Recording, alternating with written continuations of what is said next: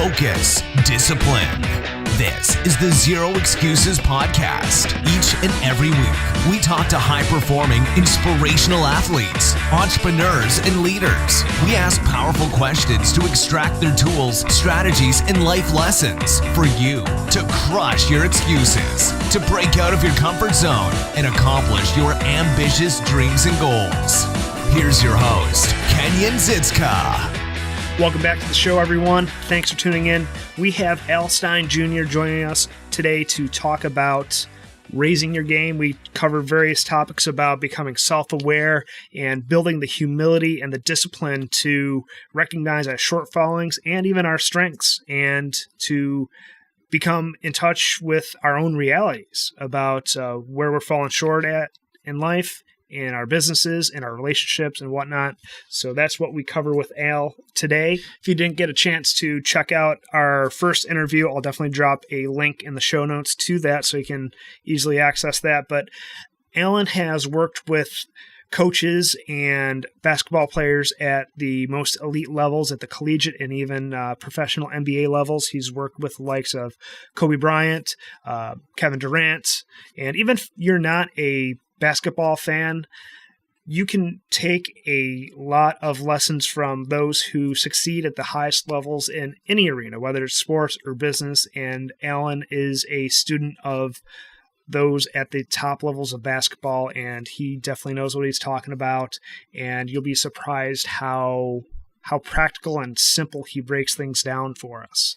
But before we get into all that, as always, just got a couple quick reminders for you guys. First, if you haven't already done so, would appreciate it if you head over to iTunes. You can just go to kenyonzitzka.com/iTunes. It'll take you right to the Zero Excuses podcast iTunes homepage.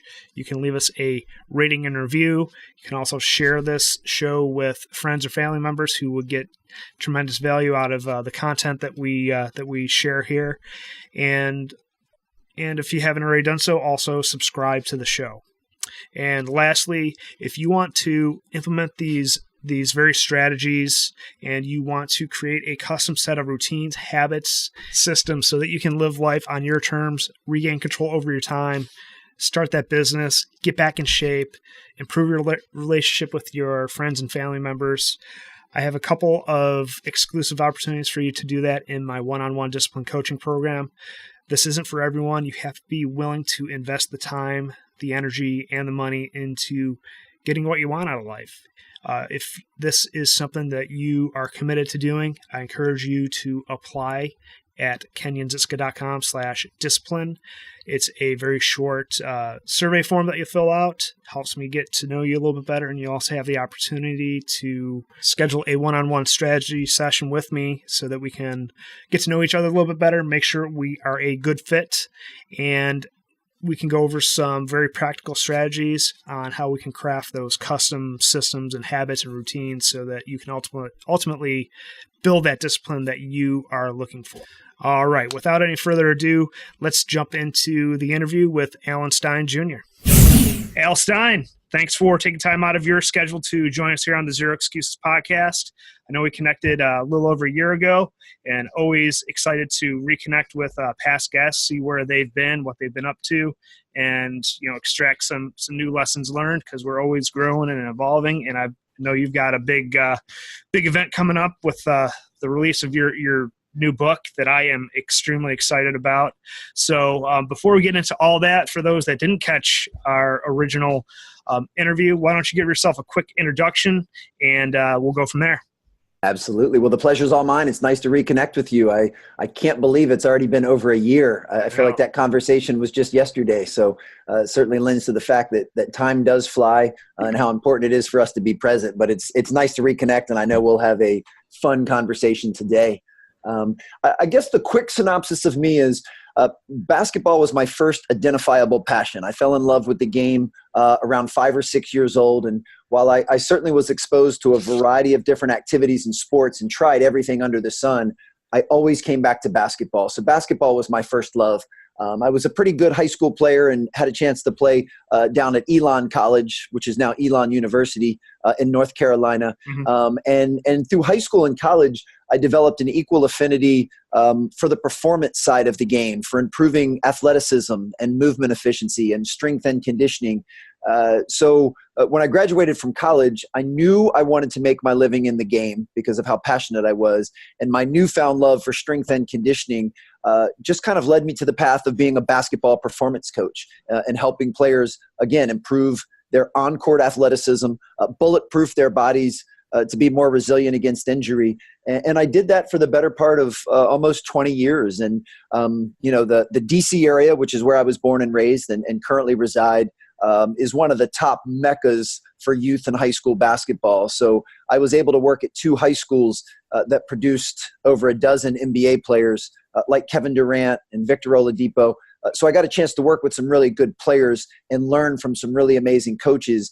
And that opened up the door for me to do some work with Nike and Jordan Brand and USA Basketball, where I was able to watch firsthand the best players in the world, the Stephen Currys and Kobe Bryants and LeBron James, and see them up close and personal and see, most importantly, what they did during the unseen hours that made them so great.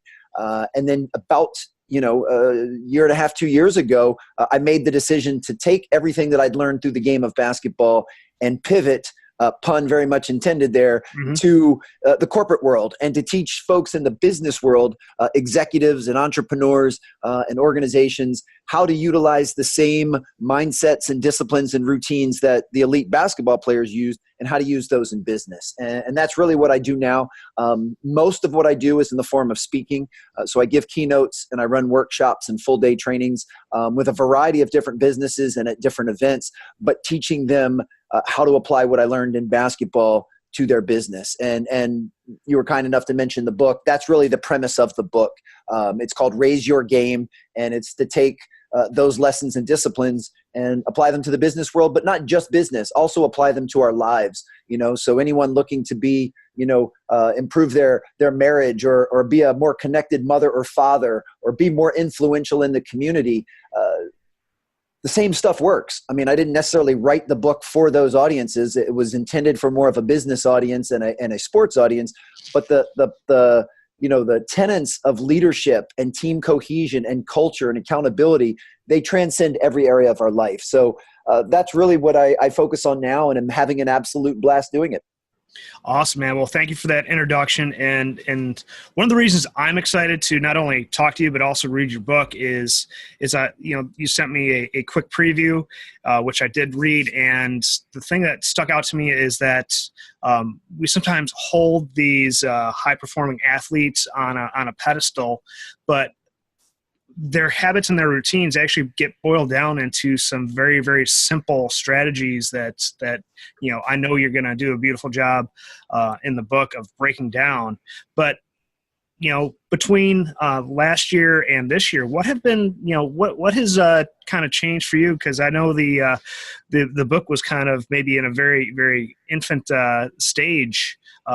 What have you learned in the past year that you might be able to share for us now?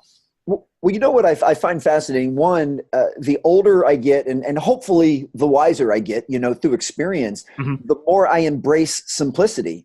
I feel like in years past, like many people listening right now, it's easy to get that shiny object syndrome, and it's easy to try and find what's sexy and what's hot and what's new. And, everyone's always talking about hacks. What's the life hack? What's the business hack? I don't even like that word because I feel like it implies taking a shortcut. And over time, I've realized that shortcuts very rarely get you where you want to go. So I really embrace simplicity and the basics. And that really has never changed and will never change if you want to be successful. And the more high performers I'm around, not just in my previous life of basketball, but now some business high performers that I'm around, I find it's the same thing. They live and they run their businesses by a handful of core values and principles, and they don't deviate from those. And it makes things, much more simplified. But what I've also learned is these things may be basic, but that doesn't mean that they're easy to do. I'm not a high academic guy. I'm not a dummy by any means, but I'm not a high academic guy. I'm much more of an EQ guy than an IQ guy. I'm an emotional intelligence guy. And you'll get that feel when you actually read the book. There's nothing in that book that is going to blow anyone's mind. In fact, I'm hoping people embrace the simplicity of it. Now, certainly, I think there's some cool stories and some lessons and some stats that people, may not have known. But most of what's in that book is stuff that most of us already know. The problem is it's stuff that most people don't actually do and they don't actually practice. And that's the difference. High performers do the things that they know they're supposed to do, and they do them consistently. And to me, that's the big one. I always use health and fitness as an example because it's one that we can easily visualize. But if right now, if I ask your listeners to take out a pen and paper and write down the healthiest foods that they know of, I know they could come up with a really robust list. And in fact, many of them would write down the same foods. If I ask them, write down how many hours of sleep you're supposed to get every single night, most of them would write down a number in a split second. And funny enough, most of them would write down the same number. And then if I said, hey, just kind of etch out what your weekly workout program should look like. You don't have to submit it to Men's or Women's Health. Just how many days a week, how long each session, and what kind of things should you do? I have no doubt that your listeners would be able to do that at a pretty high level. But here's the funny part. Now we ask them to go back to those lists and answer honestly a series of binary questions. Are those the foods that you eat? Is that the amount of sleep you get regularly? And do you do those types of workouts consistently? Well, if they're like most people, the honest answer is no. I don't eat those foods regularly. I don't get that sleep regularly, and I don't do those workouts regularly. And the point being, they already know what they need to do to get in shape and to live a life of wellness and fitness and health and vitality, but they're not doing it. And I'm certainly not saying that from a place of judgment. I don't say that to make anyone feel bad or call anyone out. That's what's called a performance gap. And we all have them, myself included. We all have gaps between what we know and what we do. And what I found is the highest performers in the world, they have those gaps to a razor thin edge.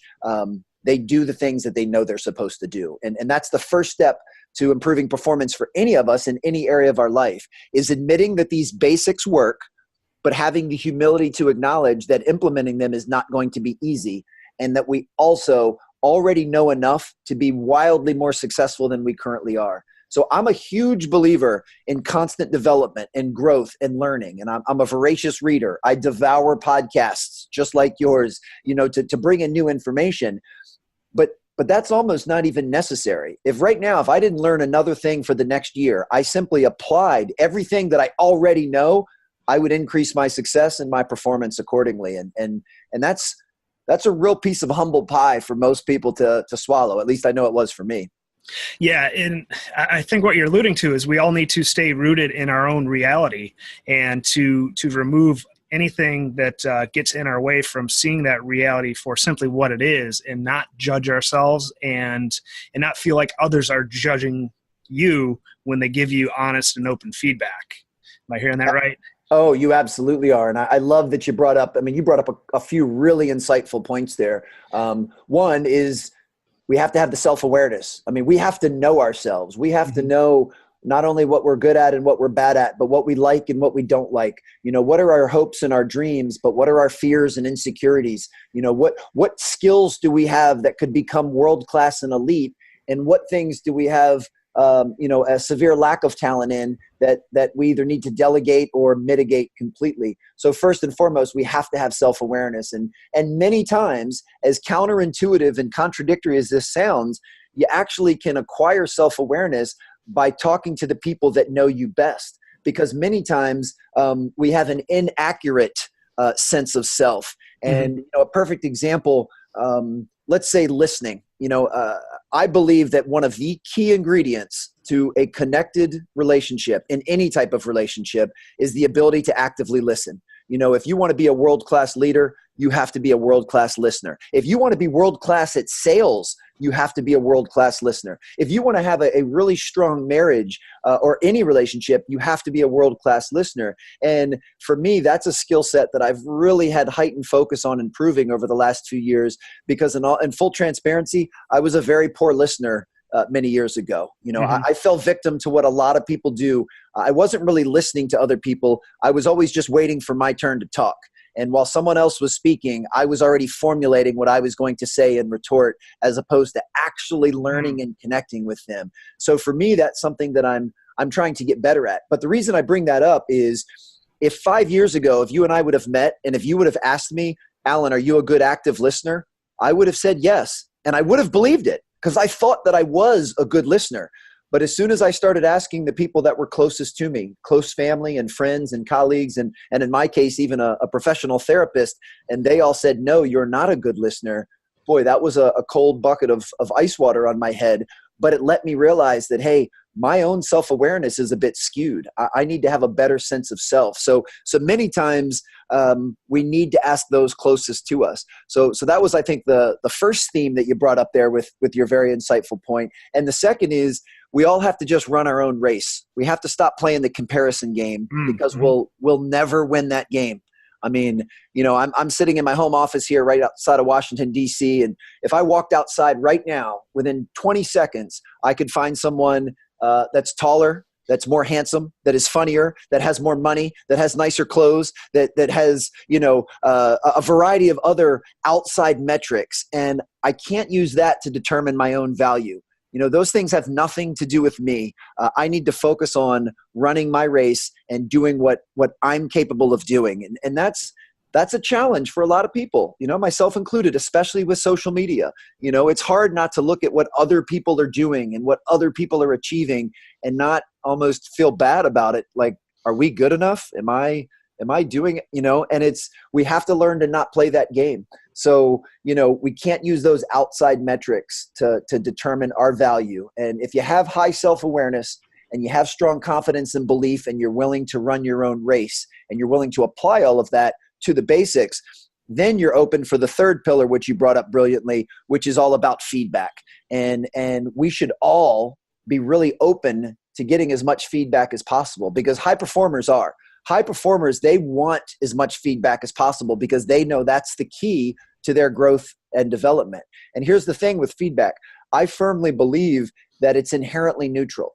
It's not positive or negative. It is completely unbiased. It's simply data, and it's up to us to decide what to do with that data. So regardless of whether someone thinks the feedback is good or bad, you still have the choice to use it in a way that moves you forward as opposed to a way that sets you back. And, same thing with this podcast. If you and I were to get some feedback from listeners, if the feedback tended to be what most people would consider positive, then you and I could both say, okay, well, how do we use that positive feedback to make ourselves better? Well, it reinforces that the preparation we put into this interview, it worked. So we need to do more of that in the future.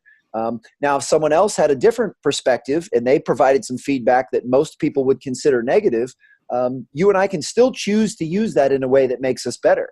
We could go back and look and see, what was it that they felt didn't resonate and what are some tweaks and changes that we could make in the future to better deliver and better add value. So either way, whether it's good or it's bad, we can still choose to pull something from it that moves us forward. And to me, that kind of perfect cocktail and storm of the self-awareness and self-belief and being open to feedback and using it to serve us, I mean, that's the key to everything we're talking about.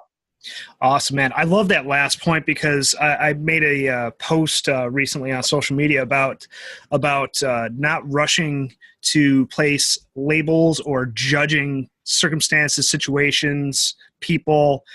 We need to pump the brakes and not immediately want to place a label label something as good or bad or easy or hard. We just need to take a moment and see it for what it is, and then maybe apply it, and then make, if you need to still make a judgment about it, then apply a label to it. But, we need to just, maybe temper our emotions for a brief moment before we, knee-jerk react to something, because we still have that fight or flight mechanism from our caveman ancestors, primed and ready to jump out at us at any moment of time. But I kind of want to selfishly go back to what you mentioned about being a good listener, because you described a bit of something I'm personally dealing with a little bit right now, and me thinking that I'm a good listener and whatnot. And, there's some things that have happened in my personal life that are kind of making me question that. So I guess I want to maybe dive into that a little bit and maybe dig into some of the tools and tactics that you used to try and diagnose where the specific problems were with your active listening, and how did you start to uncover those problems, and what did you do about them? Well, the very first thing, which had the biggest effect, was simply the admission, was having the humility to acknowledge that, you know what, I'm not a great active listener, and it's something I need to focus on. Mm-hmm. Once you have the awareness, it becomes so much more crystal clear, because then you'll actually find yourself, let's say you and I are out to lunch, and I'm explaining something about a vacation I went on, and you just kind of zone out and start thinking of something else, which is very, very normal. Well, now that you have this awareness, you'll kind of jog yourself back. You'll snap back and go, oh, wait, hang on. All right. Don't worry about what I'm having for dinner tonight. Focus on Alan. He was telling me about his vacation. So just the awareness is a huge step. And that's usually the biggest hurdle for most people to get over. The second, you have to genuinely care. Like you have to realize that what this other person is saying, I find value in, and I find is important. And, I believe, with time being our most precious resource, that our attention in the present moment is the number one gift we have to give another human being, because it's finite. We don't have time. That's, the time will run out eventually. And so for us to be able to acknowledge that listening is the best gift we can give someone. And that's why, I'm incredibly thankful to have an opportunity to be on your show where you're listening. And I'm certainly thankful for anyone that's listening to this interview right now, because they're investing some of their most precious resource with you and I. And I don't take that lightly, which is why I really want to make sure we're adding value to them. But the second step is you really have to care. If you don't care about the other person, or you don't care what they're saying, then you're not going to feel compelled to actively listen. For me, I use it as kind of almost a competitive challenge with myself, is like, you know what, I really want to learn something from Kenyon today. So I'm going to pay attention, because if I'm zoning out when he drops his best knowledge bomb, I'm going to miss it. And then I lose out because I didn't learn something new because I wasn't paying attention. So for me, that's another thing that at least keeps me sharp and keeps me in tune. Next is, you have to be able to quickly move to the next play, and you have to quickly forgive yourself. We are human beings, and I know we're on different spectrums of our ability to pay attention, but being distracted is normal. If you and I did go out to lunch for an hour, I can guarantee you that neither one of us is fully present for that entire hour. There will always be thoughts and things popping into our head. So don't beat yourself up over it. Be able to move on to the next thought or the next play. So if I find myself zoning out for 30 seconds while you're speaking, then I just almost laugh it off in a respectable way. I'm not talking about laughing in your face. I'm just saying, in my mind, just say, okay, I missed the last 30 seconds. All right, let's tighten up. But the last thing that I found incredibly helpful, and I hope this tool can help you and your listeners as well, is what's called a list back. And a list back is basically what you do so well during these interviews. You just have to apply that to some of your other conversations. Is when there's an appropriate break in the conversation, because we don't want to interrupt someone. That would be the opposite of active listening. You simply list back in their words. That's the most important part. Exactly what they said. So, if you and I are out to lunch, when there's an appropriate break, I say something to the effect of, well, Kenyon, I want to make sure I heard you correctly. You said that A, B, and C. Is that right, buddy? And then that does a couple things. One, that gives you a chance to confirm that what I received was correct. Like, yes, Alan, that's exactly what I said. And two, if for any reason I missed something, it gives you a chance to clarify and correct. So you could say, no, Alan, it was A, B, C, and E. And then either way, now I have the correct information. But what's equally important is the unconscious message that sends you as the speaker. When I list it back, especially if I say it the exact same way that you said it, it creates a stronger connection, because now you know I care. Unconsciously, you think to yourself, man, Alan really cares about me because he's listening. And I know he's listening because he just said back verbatim what I just said. And, this is a tool that at first it may feel a little clunky and robotic where, someone says something to you and you're listing it back. Over time, it'll just become kind of a natural part of your flow. And then it also, what it does, and I think you do really well with these interviews, is you don't necessarily have to list it back, but your follow-up question will have, such insight that it'll include what that person just said. Mm-hmm. So Kenyon, you just mentioned this. Well, let me ask you about this. And then it's clear to you that I was listening to what you said. I mean, nothing is worse when you're having a conversation, when you ask someone a question and they answer it, and then they just ask you another question completely out of left field. I've been on a lot of podcast interviews, and it's very clear to me that sometimes someone just has, prescripted, here's 8 questions, and regardless of what your answers are, these are the 8 questions I'm going to ask you. And it's very disjointed. It doesn't sound like a free-flowing conversation like you and I are having. And of course, please know I'm really aware that I'm dominating this conversation and doing all of the talking, and I'm not actually actively listening, which is what I should be doing.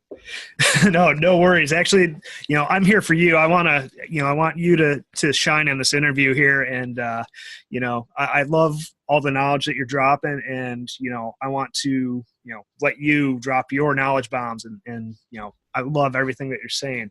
But actually, I want to list back and go back to one other thing that you said about self-awareness. And, for someone who hears this and is like, oh, well, I think I'm self-aware. Like, just like you mentioned, I think I'm a good listener. What are some of the big tools that you use to make sure that you are becoming self-aware and that you're staying on top of that part of your game? What I find really funny is, if you walk outside right now and ask anyone, are you self-aware? They're going to say yes. I've never heard anyone admit that they're not. It's kind of like sense of humor in driving. I've never heard anyone say, I'm not funny or I'm a bad driver. And clearly there's plenty of people out there that can't drive and aren't very funny. So it's the same thing with self-awareness. But I think, again, first is being willing to do the internal work. Most of us kind of intentionally live on the surface, and we gravitate towards the things that we like and make us feel good. And that's certainly a part of self-awareness. But also the part is the deep, dark stuff, the deep buried baggage and hidden insecurities and fears that we have. And instead of trying to run from those, actually face them and embrace them and go, okay, why is this something I'm insecure about? Why is this something that bothers me or scares me? And start to face that stuff. And it's certainly not easy by any means. For me, I chose the route of getting some professional counseling and therapy, and had a trained professional really help me face that stuff and look back on my childhood and some of the things that happened to me as a child that shaped me as an adult, some of which were incredibly positive, some of which not so much, but I had to face both of them. But I still think, after you have the humility and admission that we can all become more self-aware, because I don't think self-awareness it's a journey. It's not a destination. Nobody puts the flag in the ground and says, I am 100% self-aware, because the moment you do that, you no longer are. So, am I a more self-aware and evolved man today than I was a year ago? Absolutely. Do I have any doubt that if you and I connect a year from now, that I'll be even more self-aware then? Not a doubt in my mind, because it's something I'm conscious of. But back to my original point, you need to create a safe environment where the people that you trust the most and the people that care about you the most feel comfortable telling you the things you need to hear, not just the things you want to hear. You need to have someone in your life that cares enough to tell you and say, Kenyon, you're not a good listener, man. You haven't been listening. And that's tough, because sometimes people think that holding someone accountable is something you do to them. It's not. It's something you do for them. Yeah. If right now, if you told me that I wasn't a good active listener, of course, as a human being, my initial response will be to dismiss that or to deflect that and go into a defensive mode. But hopefully then I would open up my shell and go, wow, Kenyon really cares about me. He wants what's best for me. In fact, he cares about me so much that he's willing to tell me something that's really hard to tell someone else, and something he probably didn't want to say, but he did it anyway because he knows it's what's best for me. And that's what a true friend is. That's what a great coach is. That's what a true leader is someone that will tell you the things you need to hear, even if they're not the things you want to hear. And I think if you can insulate yourself with an inner circle of people that will do that regularly, and you create a safe environment where they feel comfortable doing that, and you're willing to do the internal work on yourself, then you'll steadily increase your own self-awareness. And it's incredibly freeing and liberating facing those things. I have just as many things about myself that I was insecure about 10 years ago. I still have them today. I just have a completely different perspective on them, and I don't allow them to rule my life anymore. And I accept them and say, hey, yeah, in a perfect world, if I could snap my finger and make this thing about myself different, I would do it. But I can't. And it's okay. This is part of who I am, and I'm running my own race, and I'm not comparing my insecurities with your strengths, which just heightens it and makes that gap even wider. Yeah, I love that, because I remember going through a similar exercise, looking back at my childhood, and sometimes it's those very subtle things that happen to you, and they're not like positive or deeply negative things that happen either.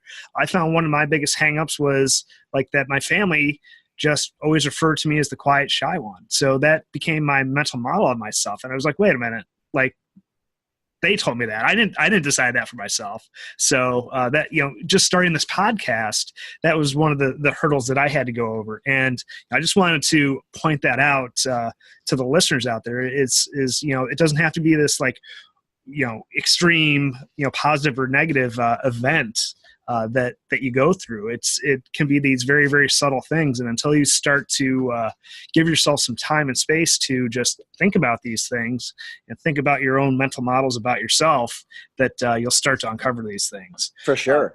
And I love that. And I really appreciate you having the vulnerability to share that. And I mean, that's so awesome on two different levels. I mean, one, it allows each of us to go back and reflect and go, wait a second. Why do I think I'm shy and quiet?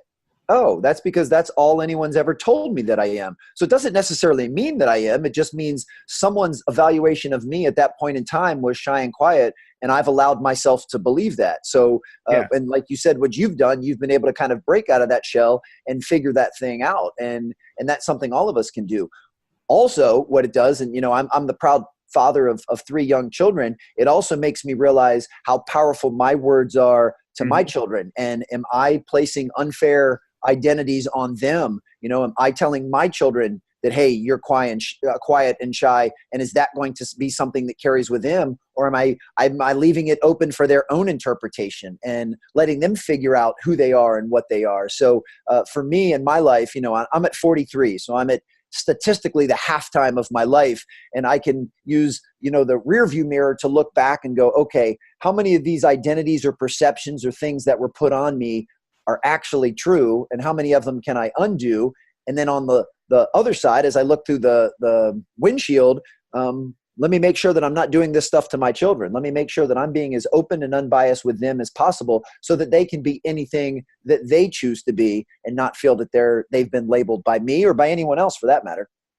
Yeah. So what were some of the other pieces of internal work that you did? You mentioned earlier you have to be willing to do that internal work. What were some of those other things that you had to do for yourself? Well, it's just constant introspection and reflection. It's instead of taking all of the bad stuff and putting it in the proverbial closet and never looking at it, it's actually looking at it and going, okay, here's something I've never been really good at. Well, let me take a look at that. Have I really never been good at that? Or have I allowed other people to tell me that I was never good at that, and I've just accepted that at face value? Kind of similar to what you just said. What are the things that I'm really insecure about? Whether it has something to do with my appearance or something to do with a personality or a skill, and then really uncover, well, why does that bother me so much? And most of the time, our internal insecurities are because we are playing the comparison game.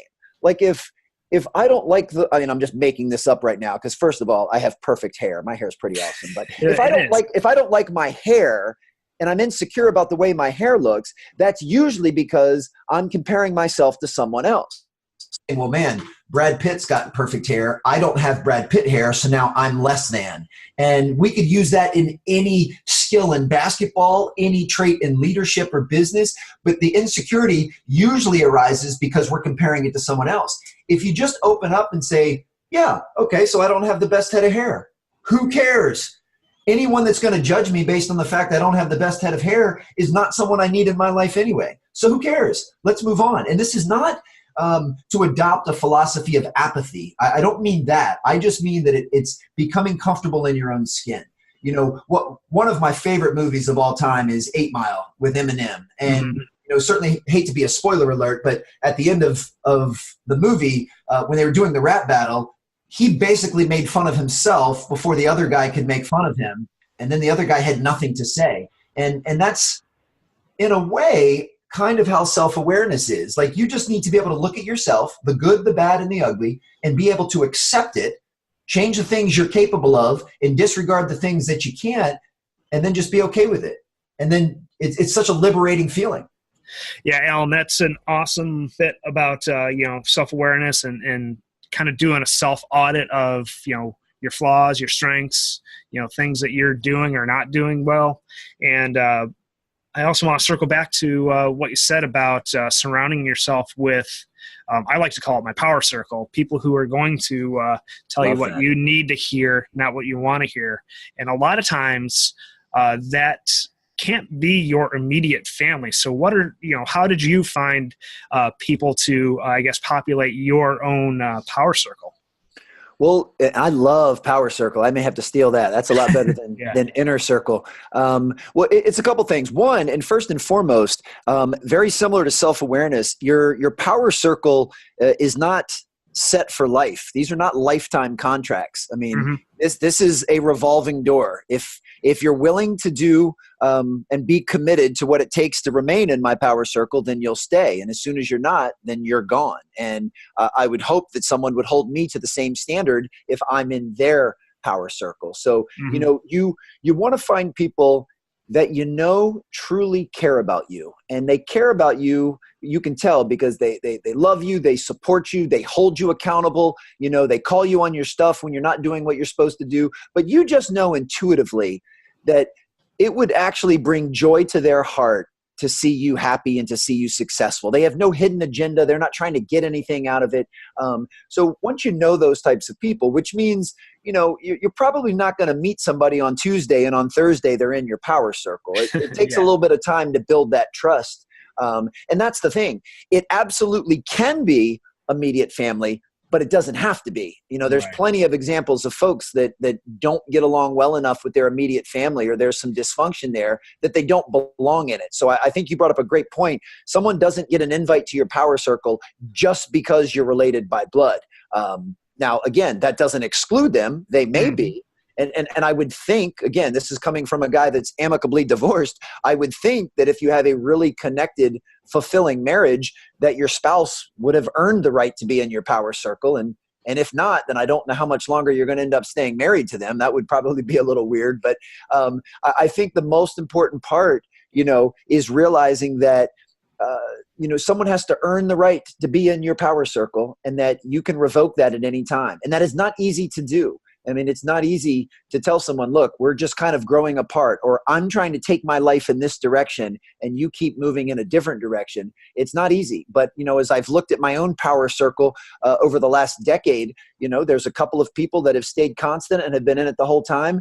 But everybody else is kind of moving and shaking on their own. And this is in no way a judgment. This is not me saying, I'm better than you. You can't be in my power circle, or you're not good enough. It has nothing to do with that. It's simply, you're not meeting the standards that I require for me to get where I need to go. And I can't stress enough. Hopefully this is somewhat of an inverse relationship, that I'm proving to you on a daily basis that I deserve to be in your power circle because I care that much about you, and I want to help and serve you. So the other thing to think about, it's you may have 6 people in your power circle and I may have 3. And somebody else might have 16. There is no right or wrong answer. It's simply, if someone, meets the requirement, then they can be in your circle. And the other thing to think about, and that's what's so cool, is we're doing this call on Zoom. It's not like we're sitting in the same room together. Right. They don't have to be people that live with you or right next to you. I mean, you might have someone that lives on the other coast, but you make an effort to connect with them regularly enough that they're somebody that you want to share your successes with, and you want to discuss your challenges with, because they have your back, and that they want to help you. Yeah, and it's also important to, this kind of goes a little more broadly outside of your power circle too, but like you also have to be very intentional about who you listen to as well, because you may have friends or family that tell you something just to simply, to keep you safe, because if you're listening out there, if you're anything like me or Alan, you have some very, very big goals that may seem crazy to people, and you have to be very intentional and qualify the opinions that you do listen to as well. That's another important aspect that I like to look at when determining who I include in my power circle. For sure, and that's why you have to be very careful asking advice or recommendations from someone that hasn't done what it is that you're trying to do, or has never kind of at least walked a similar path.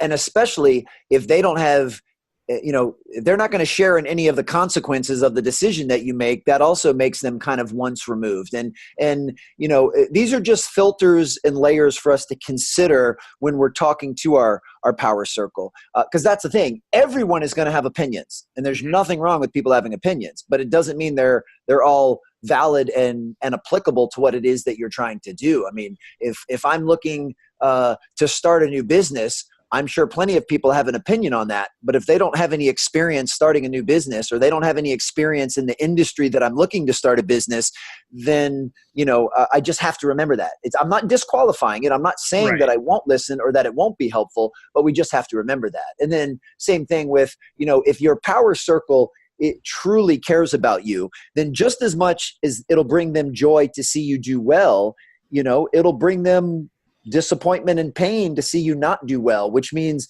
if they give you some advice and it doesn't work out, it almost hurts them as much as it hurts you. And, I know the easiest way to connect those dots is through parenting. I mean, that's how I am with my children. I mean, certainly something that pains my children is going to pain me in some degree, even though I know that it's probably a great learning experience for them and that they need to feel that pain in order to grow and develop. But of course, it still hurts me. I mean, I intuitively want to protect my children and shield them from as much pain as possible. But these are the things that we just have to think about. And there's, that old adage that you are the company you keep. So you just have to realize that, are the people in your power circle, are they the type of people that you want to associate with? And are they the type of people that you aspire to be? Because if you're heads and shoulders more experienced and more polished and quote unquote better than everyone in your power circle, then I think you need to find a new circle. Absolutely. Well, Alan, man, I would love to keep this conversation rolling, but I know you and I both have, we have the rest of the day in front of us. But I did want to make sure that we left a little bit of time here at the end to talk a little bit about your book. I know last time we talked, it might have been just a passing thought perhaps in your mind. And, what kind of drove you to write this book, and, where did this, how did you start getting this idea?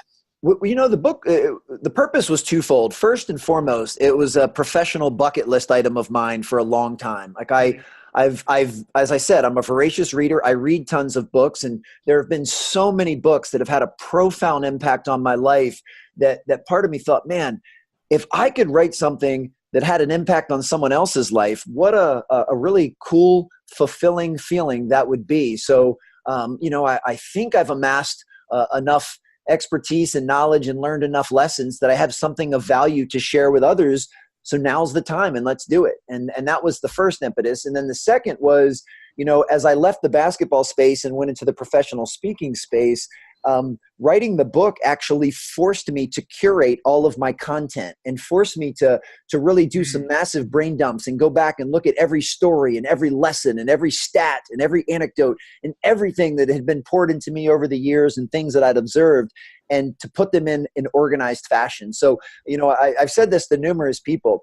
Even if I didn't publish the book, even if no one else was ever going to read the manuscript, it was worth doing just for the sake of it got me great clarity and great organization on what I share with folks now, whether it's on a podcast or during a keynote. So those were really the two reasons. And I'm excited. The book actually comes out January 8th. It's available for pre-order now. The website is raiseyourgamebook.com. And has some pretty cool features on there, some freebies and some goodies if anyone wants to check it out. I'm proud of the book. It's the best book I was capable of writing at the time, and I feel good about the way it, about what transpired, and I look forward to getting it into some hands of some people and hearing their feedback, and hopefully it's something that resonates and adds some value to their life. And that's it. But it's been a really, really pleasurable experience from start to finish. Awesome, man. Well, thanks for sharing that. How else can folks get in touch with you? If I'm not mistaken, you also have a podcast, if you don't mind mentioning that as well. Yeah, so I had two previous podcasts that were in the basketball space, and I've got a new one that's about to launch, and it's Okay. set to launch the same day as the book release, and it's going to be a very similar theme. In fact, it'll be called the Raise Your Game Show. It's the Raise Your Game's the title of the book, and it'll be the same thing. Try and uncover the secrets of high performers, and I always say secrets tongue in cheek because there are no secrets. I mean, there's nothing in that book that is magical. There's nothing in that book that is going to blow anyone's mind. And same thing for the podcast. But the stuff in the book, it works. I know it works because it's worked on myself. It's worked with those I've worked with, and it's worked with those I've observed and watched. So, I have two sites. I have the raiseyourgamebook.com for everything about the book. And then I have alansteinjr.com, which is everything else. That's all of my speaking. I've got an online coaching and accountability course, and all of my social media. I'm just at Alan Stein Jr. And I love engaging with folks on social. So certainly anyone listening, drop me a shout out or say a quick hello. It would be wonderful to connect. Awesome, man. Well, I definitely encourage everyone to get out there, pre-order the book. I know I'm going to do that as soon as we hop off here, and I'm going to order a few copies personally, and I'm excited. I know you're a student of the best in the game, whether you're a basketball fan or not. You have to look at the best in each and every area of business, sports, whatever it may be. You have to study the best to be the best. So I know you do that, and you're going to be that's what we're going to find in the book. So thanks for sharing that. Alan, you got any last minute nuggets you want to drop for us? No, buddy. It's been a real pleasure. Let's go ahead and mark the calendar for 14 months from today. Let's do it again. All righty, man. Look forward to it. And definitely let's stay in touch a little bit more between then and now as well. We most certainly will. I appreciate you, Kenyon. All righty. Thanks. Thank you for tuning in to the Zero Excuses podcast. Join the conversation at kenyonzitska.com in our Facebook group. And don't forget to rate and subscribe to our show. We'll talk to you next week. And always remember, results, not excuses.